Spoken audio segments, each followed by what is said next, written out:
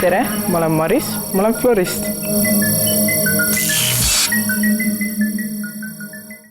Võrdskilsil peab florist tegema erinevaid floristilisi töid, näiteks pärg, kimp, seade, ruumidekoratsioon. Kui me selle võtame põhililleks, siis me saame selle põhjalt hakata seda asja üles ehitama, valides siia juurde siis alguses kõik tumedamad asjad.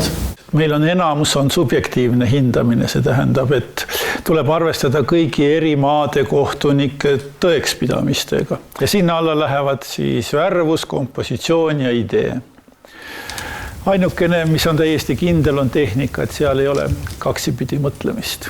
Seega noortevõistlus on palju raskem kui täiskasvanute võistlus tegelikult, kuna meil ei ole ühtegi kodus ettevalmistatavat tööd, nii et kõik tööd selguvad koha peal ja võistleja peab koha peal siis otsustama praktiliselt, mida ta teeb. Peabki olema selline super inimene. Väga hästi ja läheb siis heledamaks see oranž kaabel.